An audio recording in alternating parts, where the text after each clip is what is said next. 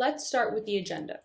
One of the most important parts of any call. The agenda sets the stage for a call. If you nail the agenda, you'll get off on the right foot immediately. This may seem like a lot of information and talking at the beginning of the call, but if it's executed well, the entire talk track takes no more than 2 minutes to cover. I like to start with people. Let's first make sure that everyone who is supposed to be on the call is actually on the call. Once we have all parties, we can do a quick round of intros. Now, you do this for 2 reasons. Not only to make sure you can appropriately do the quick round of intros and effectively manage the call, but that you can reach out to anyone who maybe wasn't able to be on that initial call. Then we'll move to the agenda. This is the 2 to 3 things that you'll like to cover on the call. For an intro call, it might sound like, thank you everyone for joining. Here's what I had in mind for today's discussion. I'd like to learn a bit more about how you're currently handling your finances today, then introduce to you our firm and the services we offer, and then wrap up with the next steps and we go from there. Is that in line with everyone's expectations?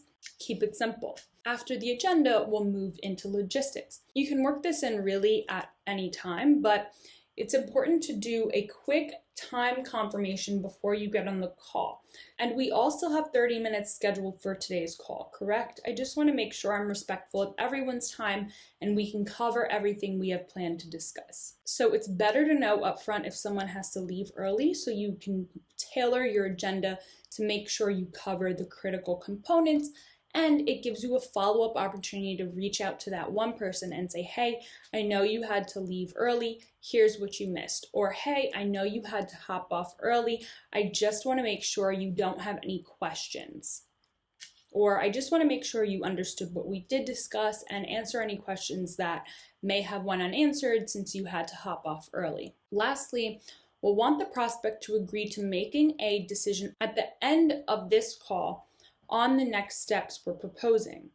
We're not asking them to agree to the steps now. We're just getting them to agree to making a decision on next steps. This is a bit nuanced because it is important we're priming the prospect to make a decision at the end of the call. Now, when we get to the end of the call, we can hold them to making a decision instead of just running off and leaving us in the dark. Now, this might sound like at the end of today's conversation, assuming there's a mutual fit between both of us, could we line up a date and time for our next call?